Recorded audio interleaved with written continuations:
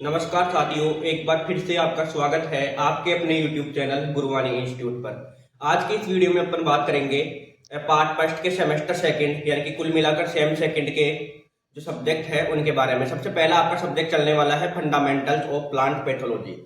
देखिए, plant pathology की थोड़ी बात कर लेते हैं अपन। फंडामेंटल्स ऑफ प्लांट पैथोलॉजी इसका टाइटल हो जाएगा, और कोड की बात करूं तो कोड हो जाएगा पी पैथ 121 हो जाएगा। अब बात करते हैं कि जो प्लांट पैथोलॉजी है वो क्या है और इसकी टर्मिनोलॉजी किस प्रकार से है। थोड़ी शॉर्ट में बात करते हैं, फिर बाद में एक्स्ट्रा अपन बात कर लेंगे। देखो, प्लांट पैथोलॉजी जिसे अपन फाइटोपैथोलॉजी भी बोलते हैं, प्लांट पैथोलॉजी को और किस नाम से जानते हैं अपन? फाइटोपैथोलॉजी के नाम से भी जानते हैं। ये चीज आपकी क्लियर होनी चाहिए। उसके बाद में देखो, इस प्लांट पैथोलॉजी को अपन तीन भागों में यानी कि तीन पार्ट के अंदर डिवाइड करेंगे, अलग अलग तीन भागों में डिवाइड करेंगे। और वो कौन से हैं? देखो, पहला है फाइटोन, दूसरा पैथो और तीसरा लोजी या लोगस। जो ये प्लांट पैथोलॉजी है इसको अपन ने तीन भागों में डिवाइड किया, और वो कौन कौन सा है? पहला फाइटोन है, दूसरा पैथो है और तीसरा लोगस है। यानी कि सीधा सीधा पैथोलॉजी का तो पैथो और लोगस हो गया, और प्लांट को अपन फाइटोन के रूप में दर्शा रहे हैं यहाँ पे। देखो, प्लांट जो फाइटोन है आपका, उसका मतलब होता है प्लांट। पैथो का मतलब क्या होता है? डिजीज। पैथो का मतलब होता है डिजीज। और जो आपके लोजी या लोगस है उसका मतलब होता है नॉलेज यानी कि अध्ययन। अब देखो, फाइटोन जो होता है उसका अर्थ हो गया यहाँ पे प्लांट। अब प्लांट को अपन हिंदी में बोलते हैं पादप। पैथो का अर्थ हो गया डिजीज यानी कि रोग, और अध्ययन यानी कि पादप के रोगों का अध्ययन करना ही क्या है? प्लांट पैथोलॉजी है। यानी कि प्लांट पैथोलॉजी में अपन किसकी बात करेंगे? पादप के अंदर होने वाले जो रोग है उनकी बात करेंगे अपन। सिंपल सी ये बात होगी। अब उसके बाद में देखते हैं कि जो प्लांट्स की डिजीज है यानी कि रोग, उनका अध्ययन करना ही क्या है? प्लांट पैथोलॉजी है। ये अपन ने बात कर ली, अच्छी तरीके से आपको समझ में आया? दोबारा बताता हूं। देखो, प्लांट पैथोलॉजी है, इसको अपन फाइटोपैथोलॉजी बोलते हैं, और ये तीन शब्दों से मिलकर बना है। पहला है फाइटोन, दूसरा पैथो, तीसरा लोजी या लोगस। फाइटोन का मतलब हो गया प्लांट, और पैथो का मतलब डिजीज, और लोजी या लोगस का मतलब नॉलेज। प्लांट को अपन पादप बोलते हैं हिंदी में, डिजीज को रोग और नॉलेज को अध्ययन। यानी कि पादप के रोगों का अध्ययन करना ही क्या है? प्लांट पैथोलॉजी है। ये चीज कंफर्म। और वही चीज सेम यहाँ पे बोल रहा है कि प्लांट की जो डिजीज है यानी कि जो रोग है उनका अध्ययन करना ही क्या है? प्लांट पैथोलॉजी है। या जो पौधों में व्याधि रोग या असामान्यता अपन इसको बोलते हैं। भाई, प्लांट के अंदर कोई भी रोग होगा या कोई भी कीट वगैरह होंगे या बाह्य विकार होगा तो प्लांट के अंदर असामान्यता देखने को मिलेगी। प्लांट जैसे नॉर्मल था उससे हटकर थोड़ा अलग हो जाएगा, तो उससे बोलते हैं असामान्यता। तो उससे ही अपन कुल मिलाकर क्या बोलते हैं? प्लांट पैथोलॉजी बोलते हैं या पादप रोग विज्ञान बोलते हैं। यही चीज बोलना चाह रही है। व्याधि है या रोग है, दोनों एक ही होता है। जो डिजीज होते हैं, व्याधि होती है या रोग होता है, तीनों को अपन एक ही नाम से जानते हैं। रोग के बारे में आगे अपन चर्चा करेंगे टर्मिनोलॉजी के अंदर कि रोग क्या होता है। तो अभी फिलहाल में आप यही ध्यान रखें कि पौधों में जो रोग होता है उनका अध्ययन करना ही क्या है? प्लांट पैथोलॉजी है। अब अपन नेक्स्ट बात करते हैं कि जो प्लांट पैथोलॉजी है यानी कि phyton pathology is a Greek word. यानी कि जो ग्रीक भाषा है, आपके भाषा कौन सी हो जाएगी? ग्रीक हो जाएगी, क्योंकि लास्ट में लॉजी लग रहा है, तो लॉजी से कौन सी हो गई? ग्रीक। और इसके भी किन शब्दों से मिलकर बना है? फाइटोन, पैथो और लोगस। ये चीज यहाँ पे अपन ने क्लियर कर ली, फाइटोन, पैथो और लोगस। और इसका मीन क्या होता है? मीन क्या होता है? Study of disease in plant. यानी कि पादपों के अंदर जो आपके रोग है उनकी स्टडी करना, उनका अध्ययन करना is known as phytopathology या प्लांट पैथोलॉजी। जो इंग्लिश वाले हैं वो ये वाली डेफिनेशन याद रख सकते हैं। Phyton pathology is a Greek word which is made up by phyton pathologos which means to study of disease in plant is known as phyton pathology या phytopathology या plant pathology। सही, ये चीज यहाँ तक क्लियर हुई। अब अपन इसकी एक और डेफिनेशन की बात करते हैं कि सर मेरे को तो ये वाली पसंद नहीं आई, ये तो सिंपल सी है, मेरे को तो पेज बनने से मतलब है। तो कौन सी आपको लिख के आनी है? देखो, किताबी जो लैंग्वेज है उसके अनुसार है ये। पादप रोग विज्ञान जो है वो कृषि विज्ञान या बायोलॉजी, जीव विज्ञान जिसे अपन बोलते हैं, कृषि विज्ञान या बायोलॉजी की एक शाखा है यानी कि ब्रांच है, जिसमें पादप के रोगों के कारक अंडरलाइन करके मैं चलता हूं। जो पादप है उसके रोगों के कारक, कारक कौन सा हो सकता है? इस कारक को बोलते हैं अपन इंग्लिश में पैथोजन बोलते हैं। इसकी भी डेफिनेशन अपन आगे चर्चा करेंगे, जैविक या अजैविक। वैसे थोड़ा नॉर्मली आपको इंट्रोडक्शन के तौर पे बता देता हूं। कारक बोलते हैं अपन जिनसे रोग फैलता है, यानी कि रोग होता है पौधे के अंदर, उसको बोलते हैं अपन कारक। ये जैविक भी हो सकता है और अजैविक भी हो सकता है। जैविक का मतलब क्या हो गया? जैसे आपके रोग हो गया उसमें, या कोई अन्य कीट हो गया, उनके द्वारा जो होगा रोग पादप में, उसको बोलेंगे अपन जैविक। अजैविक बोलेंगे अपन बाह्य कारकों से। बाह्य कारक किसे बोलते हैं? जैसे तापमान से हो गया, सूर्य के प्रकाश से हो गया, या कोई अन्य जैसे पोषक तत्व वगैरह की कमी से हो गया, तो उसको अपन अजैविक के अंतर्गत लाते हैं। तो उनके लक्षण, उनकी हानियां, यानी कि क्या क्या उसमें सिम्टम्स देखने को मिलेंगे, लक्षण किस प्रकार से होंगे उसके, और उसकी जो हानियां है, लॉस वगैरह किस प्रकार से होगा, उसका कंट्रोल अपन किस प्रकार से करेंगे, समझने की कोशिश करना। ये कोई प्लांट है, अब इस प्लांट के अंदर ये कोई दूसरा रोग कारक मान लो अभी आ गया, अभी इसमें एंटर हो गया, तो प्लांट क्या हो जाएगा? मान लो कुछ भी ऐसा मैंने तो हो गई, ये यहां से खुल गया मान लो, ये लो मैंने खोल दिया इसको। अब इसमें क्या करेंगे अपन? इसमें जो पौधे के रोग कारक जो आया उसका अध्ययन करेंगे। उसके बाद में इसके क्या क्या लक्षण है कि भाई प्लांट यहाँ से खुल गया, तो इसका अध्ययन करेंगे। उसके बाद में इसके कंट्रोल की, यानी कि इसमें किस किस प्रकार की हानियां लग रही है। भाई ये खुला यहाँ से, तो क्या होगा? अच्छी तरीके से विकास नहीं कर पाएगा, कुछ ना कुछ लक्षण आपको देखने को मिलेंगे। और उसके बाद में क्या कर लेंगे? लास्ट में इसमें आप रोग का नियंत्रण कर लोगे, कंट्रोल कर लोगे। ये चीज क्लियर हुई आपके? अब अपन बात करते हैं फादर्स की, यानी कि father of plant pathology in world. देखो प्लांट पैथोलॉजी की जो फादर है उनको अपन ने दो लेवल पर डिवाइड किया है। पहला है वर्ल्ड लेवल पर, यानी कि विश्व स्तर पर। तो विश्व स्तर पर आपके प्लांट पैथोलॉजी के पिता कौन हो जाएंगे? ये चीज आप नोट कर लेना, Anton de Bary. Anton de Bary है ये, वर्ल्ड लेवल पर आपके जो प्लांट पैथोलॉजी है इसके पिता हो जाएंगे। ये क्वेश्चन जो है ये आपके जो न्यू टाइप वाला पेपर आता है, प्री पेपर आता है, उसमें डायरेक्टली पूछा जाता है। तो उसके बाद में अपन बात करते हैं कि इंडिया में कौन है, तो इंडिया में हो जाएंगे ईजे बटलर।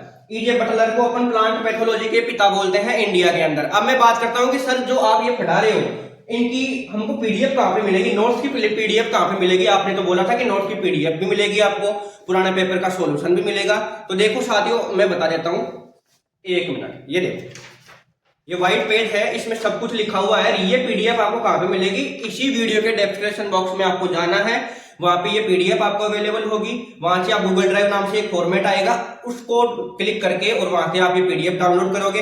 उसी के साथ इस डिस्क्रिप्शन बॉक्स में आपको व्हाट्सएप ग्रुप में इनवाइट या जुड़ने का एक लिंक दिया गया है, उस पर क्लिक करोगे, व्हाट्सएप के ग्रुप में जुड़ोगे ताकि अच्छा कंटेंट आपको, और उसी के साथ जो एग्रीकल्चर से रिलेटेड आपकी जितने भी जो अपडेट्स होती है वो मिलती रहे टाइम टू टाइम। चैनल को सब्सक्राइब करोगे, सबसे मेन चीज यही है, चैनल को सब्सक्राइब करोगे, इस वीडियो को अपने सभी दोस्तों के पास में शेयर करोगे।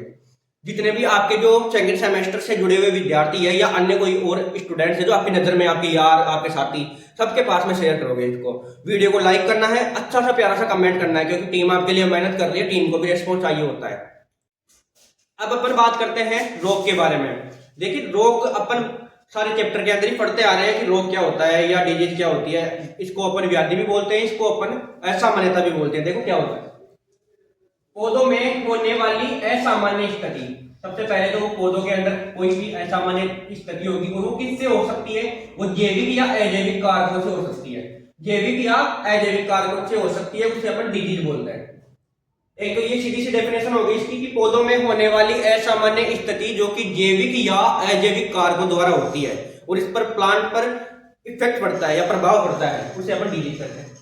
अब देखो रोग क्या है? एक हानिकारक प्रक्रम है। अब ऐसे तो है नहीं कि रोग हो गया कोई भी पौधे के अंदर वो आपको लाभ ही लाभ देगा, तो ये चीज है। नेक्स्ट है कि यह लगातार होने वाली उत्तेजना के कारण होता है, यानी कि मान लो कोई भी रोग हो गया, अब वो रोग लगातार हो रहा है उस पौधे के अंदर, तभी उसको अपन रोग बोल सकते हैं। या कोई भी अजैविक या जैविक कोई कारक है उसके द्वारा पौधों में असामान्य स्थिति पैदा हो रही है, वो लगातार हो रही है, उसको अपन रोग बोलेंगे। नेक्स्ट है इसके अंतर्गत पादप में हानिकारक लक्षण देखने को मिलते हैं।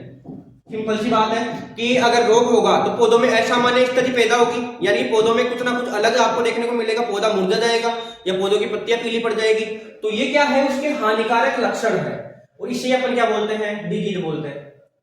अब देखो यहाँ पे शॉर्ट में समझने की कोशिश करना, कोई भी रोग कारक है उससे पहले, हाँ देखो रोग कारक है, रोग कारक प्लांट पर आया, पौधे पर आया, और पौधे को संक्रमित कर दिया। अब पौधे में क्या होगी, उत्तेजनाएं उत्पन्न होगी। उत्तेजनाएं मतलब कुछ ना कुछ उसमें अलग लक्षण देखने को मिलेंगे आपको, उसी को ही अपन क्या बोल देंगे, रोग बोल देंगे। ये चीज क्लियर हुई। अब अपन बात करते हैं हिस्ट्री ऑफ प्लांट पैथोलॉजी, यानी कि जो पादप रोग विज्ञान है उसका क्या क्या भविष्य के अंदर हिस्ट्री रही होगी। तो देखिए उसकी अपन बात करते हैं।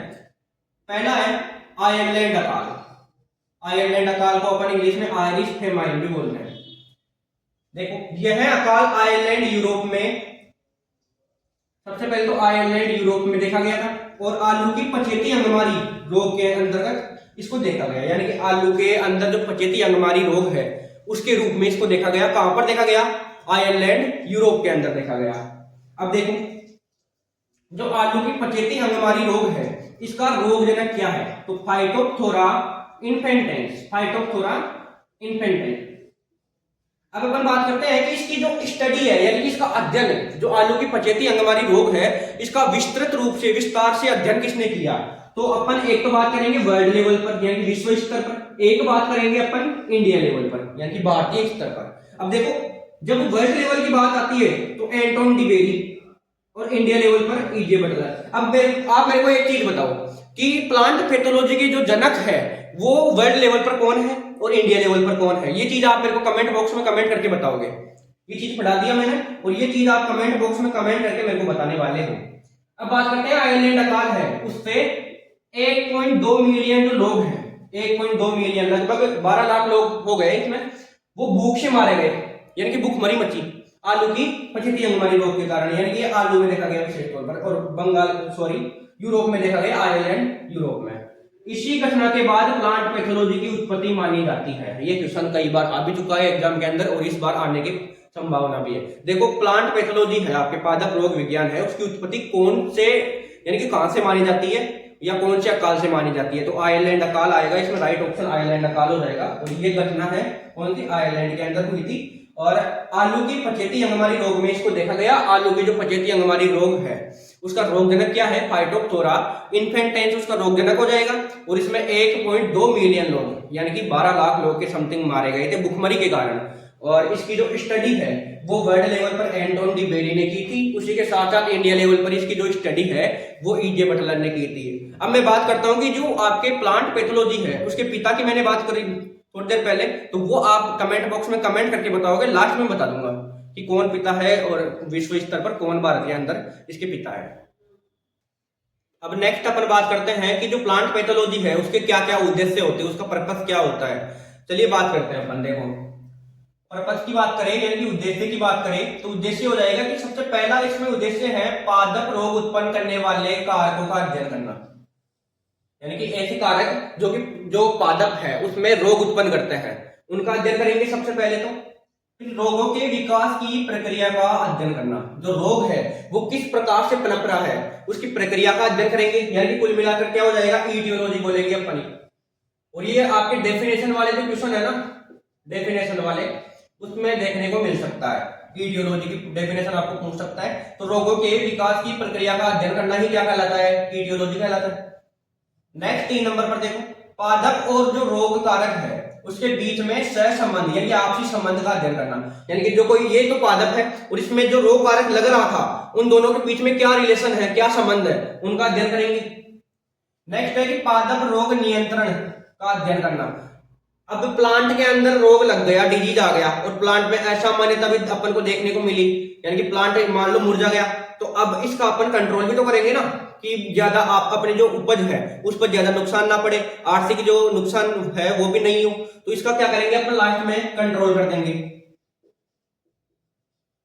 कंट्रोल देखो दोबारा, सबसे पहले पादप के अंदर जो रोग उत्पन्न करने वाले कारक है उनका अध्ययन करेंगे, फिर उनकी इटियोलॉजी का अपन अध्ययन करेंगे। इटियोलॉजी है कि रोगों के विकास की प्रक्रिया, ये रोग पनपा तो इसकी विकास की प्रक्रिया कैसे है।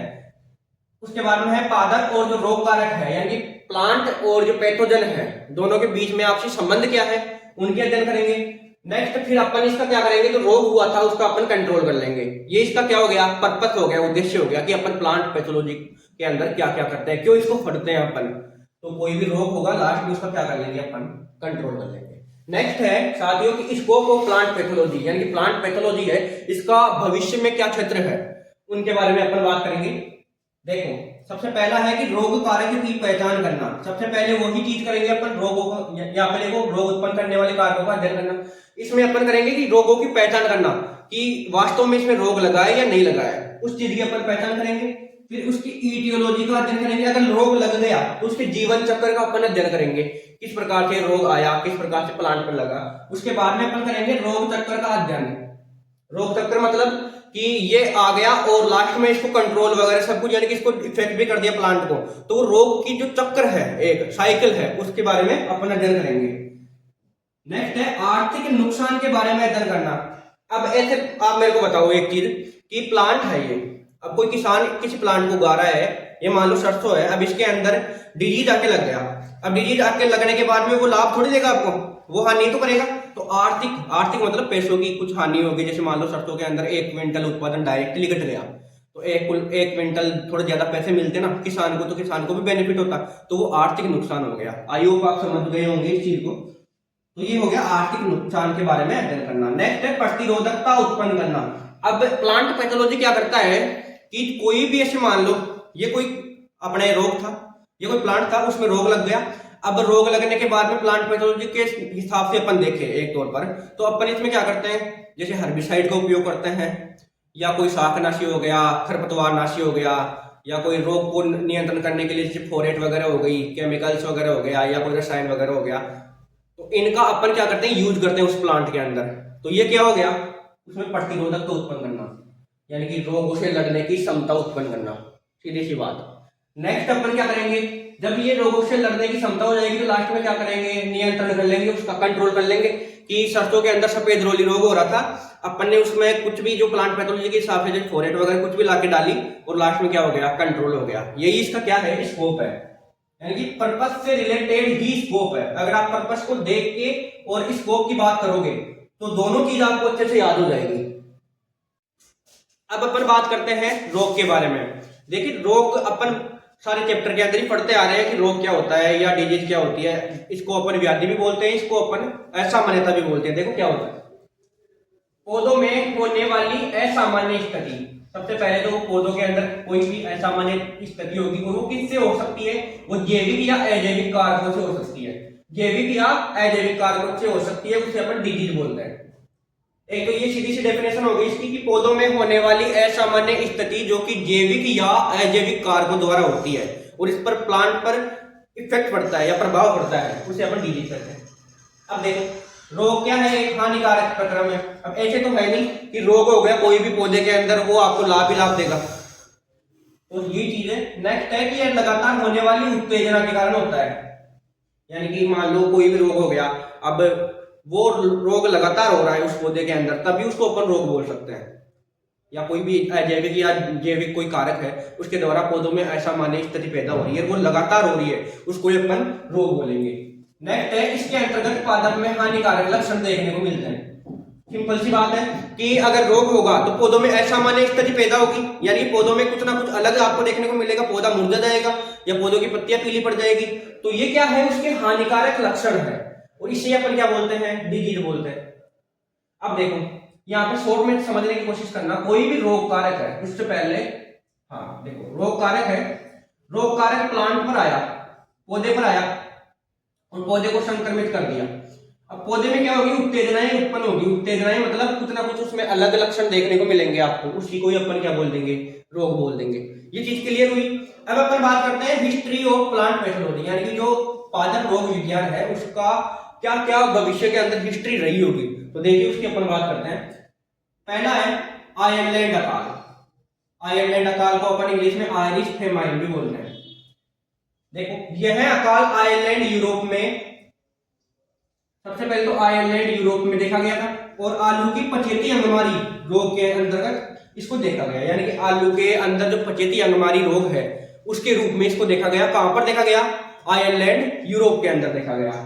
अब देखो जो आलू की पचेती अंगमारी रोग है इसका रोगजनक क्या है, तो फाइटोप्थोरा इन्फेंटेंस, फाइटोप्थोरा इन्फेंटेंस। अब अपन बात करते हैं कि इसकी जो स्टडी है, यानी कि इसका अध्ययन, जो आलू की पचेती अंगमारी रोग है इसका विस्तृत रूप से विस्तार से अध्ययन किसने किया, तो अपन एक तो बात करेंगे वर्ल्ड लेवल पर यानी कि विश्व स्तर पर, एक बात करेंगे अपन इंडिया लेवल पर यानी कि भारतीय स्तर पर। अब देखो जब वर्ल्ड लेवल की बात आती है तो एंटोन डिबेरी और इंडिया लेवल पर ईजे बटलर। अब आप मेरे को एक चीज बताओ कि प्लांट पैथोलॉजी के जो जनक है वो वर्ल्ड लेवल पर कौन है और इंडिया लेवल पर कौन है, ये चीज आप मेरे को कमेंट बॉक्स में कमेंट करके बताओगे। ये चीज पढ़ा दिया मैंने और ये चीज आप कमेंट बॉक्स में कमेंट करके मेरे को बताने वाले हो। अब बात करते हैं आयरलैंड अकाल है, उससे 1.2 मिलियन जो लोग हैं, 1.2 मिलियन लगभग 12 लाख लोग हो गए इसमें, वो भूख से मारे गए यानी कि भूखमरी मची आलू की पछेती अंगमारी रोग के कारण, यानी कि आलू में देखा गया विशेष तौर पर, और यूरोप में देखा गया, आयरलैंड यूरोप में।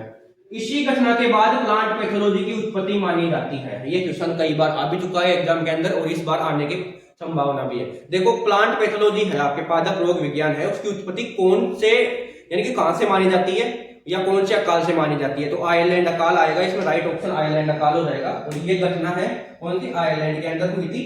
और आलू की पछेती अंगमारी रोग में इसको देखा गया। आलू की जो पछेती अंगमारी रोग है उसका रोगजनक क्या है, फाइटोप्थोरा इन्फेंटेंस उसका रोगजनक हो जाएगा।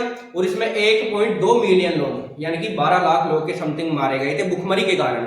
और इसकी जो स्टडी है वो वर्ल्ड लेवल पर एंटोन डिबेरी ने की थी, उसी के साथ साथ इंडिया लेवल पर इसकी जो स्टडी है वो ईजे बटलर ने की थी। अब मैं बात करता हूं कि जो आपके प्लांट पैथोलॉजी है उसके पिता की मैंने बात करी थोड़ी देर पहले, तो वो आप कमेंट बॉक्स में कमेंट करके बताओगे, लास्ट में बता दूंगा कि कौन पिता है और विश्व स्तर पर कौन भारत के अंदर इसके पिता है।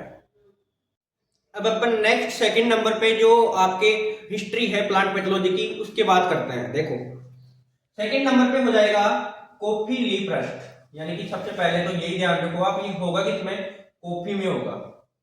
1875 में इसको देखा गया था और महामारी के रूप में आया था। ये महामारी मतलब जैसे अभी प्रेजेंट टाइम में कोरोना चला था, तो कोरोना भी क्या था, महामारी था, कितने लोगों के जान ले बैठा था ये, उसी तौर पे 1875 में इसको देखा गया कॉफी लीफ रस्ट को। अब देखो ये श्रीलंका या शिलोंग, इंग्लिश में लिख रखा है शिलोंग या फिर हिंदी में भी है शिलोंग, और ये पड़ेगा आपके श्रीलंका में, श्रीलंका रावण की नगरी, श्रीलंका में इसको देखा गया।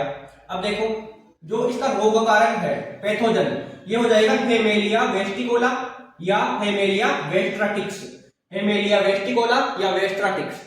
देखो आपको इसमें याद क्या क्या करना है, एक तो आपको पैथोजन जरूर से याद करना है, इसमें पैथोजन आपको याद होना चाहिए। और उसी के साथ में ये कहां पे देखा गया था, इसकी डेट है ना, ये डेट जरूर याद रखें, ये डेट कई बार आपके न्यू टाइप क्वेश्चन के अंदर पूछ ली जाती है, डायरेक्टली क्वेश्चन आता है आपके डेट का। तो अब देखो ये जो रोग है इसका गण कौन सा है, पक्षीनिया। ये गण का क्वेश्चन भी एक बार पूछा गया था, वैसे पूछा नहीं जाता लेकिन एक बार पूछा गया था, हो सकता है दोबारा भी पूछ सके आपसे।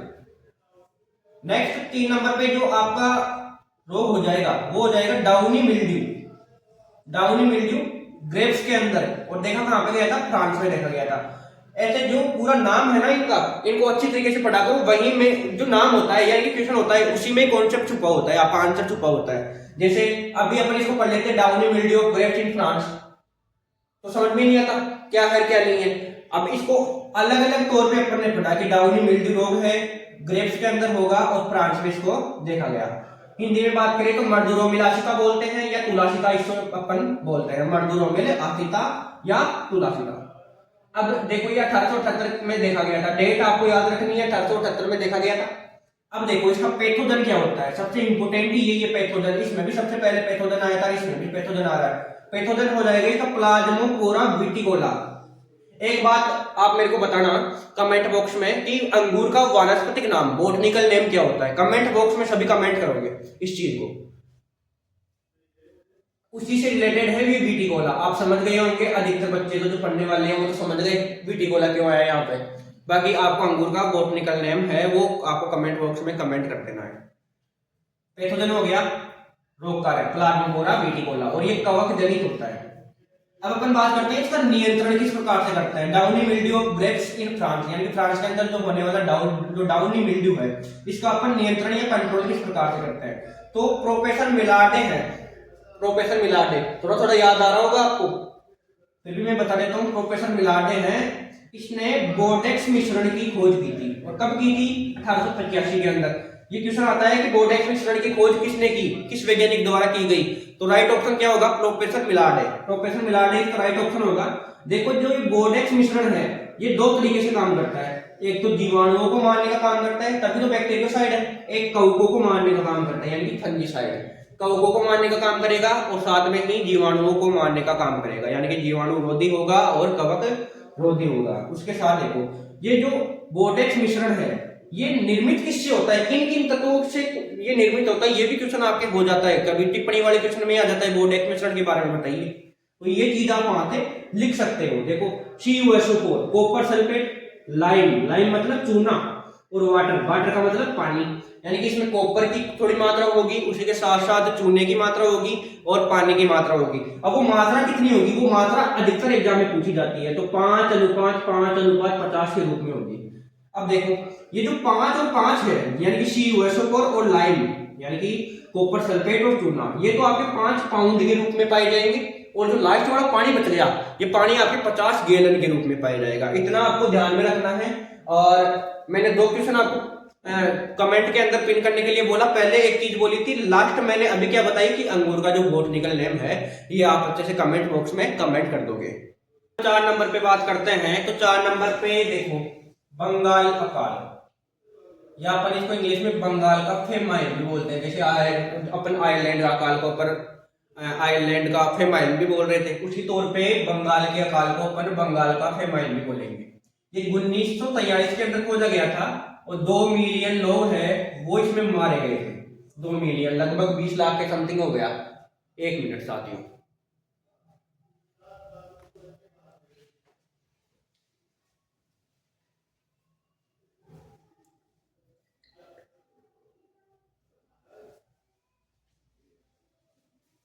हाँ पानी वानी पी लो, आप भी थोड़ा सा रिलैक्स हो जाओ।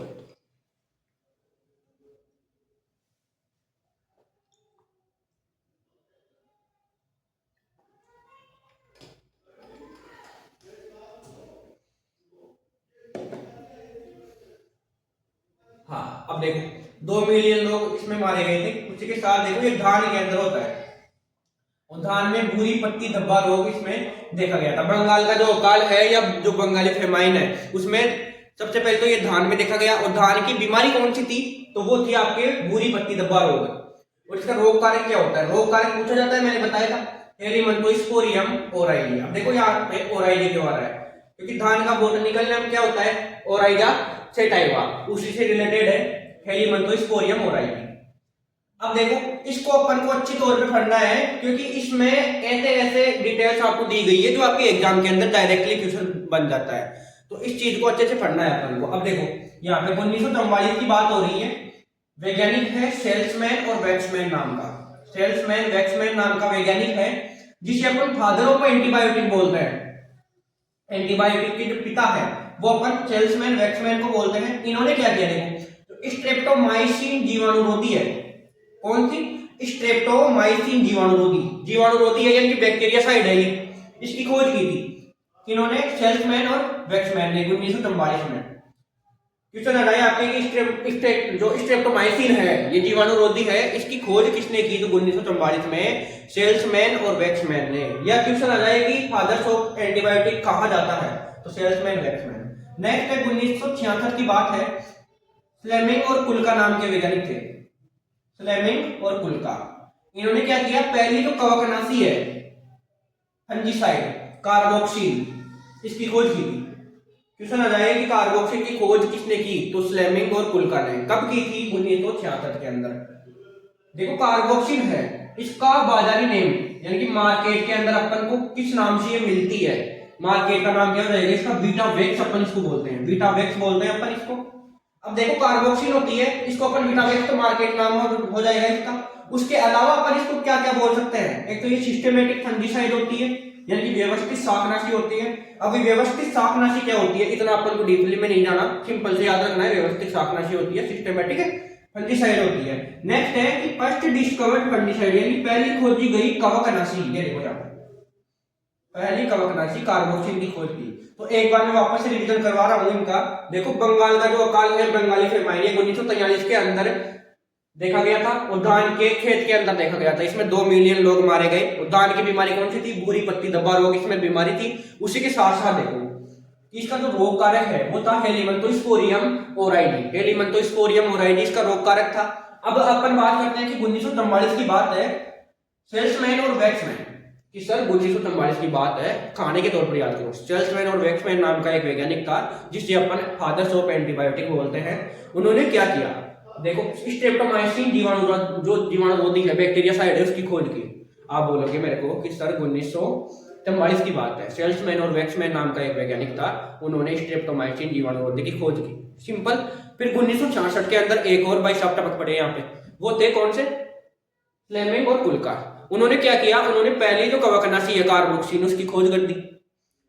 तो ये चीज आपको जब खाने के तौर पे याद करोगे तो अच्छी तौर पे याद हो जाएगी और ये चीज आपको याद भी रहेगी, सर ने उस क्लास के अंदर आपको बताया था। अब अपन बात करते हैं कार्बोक्सिन के बारे में। ये कभी पूछ लेता है कि कार्बोक्सिन का बाजारी नेम या पहली खोजी गई कवकनाशी का बाजारी नेम क्या है, तो विटामिक्स वहां पे राइट ऑप्शन आपका हो जाएगा। अब अपन बात करते हैं कार्बोक्सिन की, तो सिस्टेमेटिक फंगिसाइड ये होती है, फर्स्ट डिस्कवर्ड फंगिसाइड यानी पहली खोजी गई कवकनाशी। उसी के साथ में देखो पहली जो एंटीबायोटिक है। अब मेरे को एक बात बताओ, आप जो एंटीबायोटिक है इसके पिता पर किसको बोल रहे हैं? एंटीबायोटिक के पिता किसे बोल रहे हैं? एक बार कमेंट बॉक्स में कमेंट जरूर करना। देखो ये पहली जो एंटीबायोटिक है ये है पेनिसिलिन। कौन सी है? पेनिसिलिन। ये क्वेश्चन आता है और आया भी था, लगभग 4 से 5 एग्जाम के अंदर इस क्वेश्चन को पूछा गया है कि पहली जो एंटीबायोटिक है वो कौन सी थी, तो पेनिसिलिन थी। इसकी खोज किसने की? अलेक्जेंडर फ्लेमिंग ने।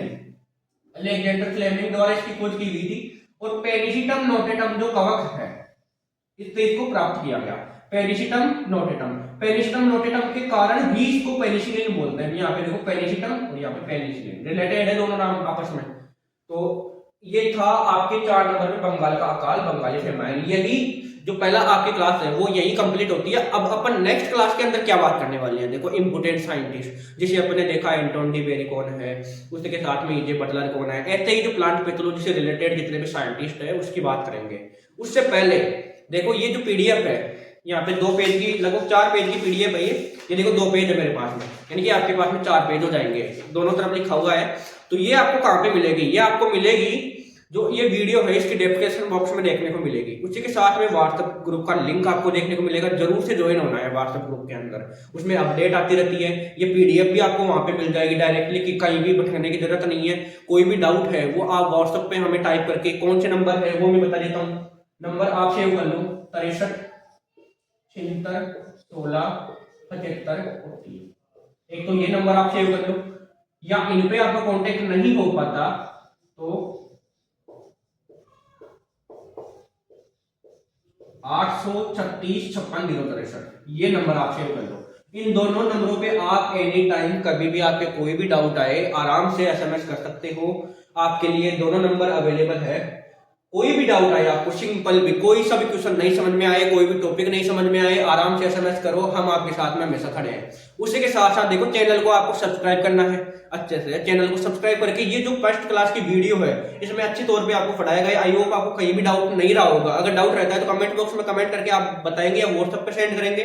और इस क्लास को अपने सभी दोस्तों के पास में शेयर करना है। उसी के साथ साथ आपसे जितने भी हो सके तो स्टडी ग्रुप के अंदर भी शेयर करें, स्टेटस पर लगाइए इस क्लास को, और ज्यादा से ज्यादा इस जो क्लास है इसको ज्यादा से ज्यादा अपने पास में शेयर करें। इसी के साथ जय जवान जय किसान।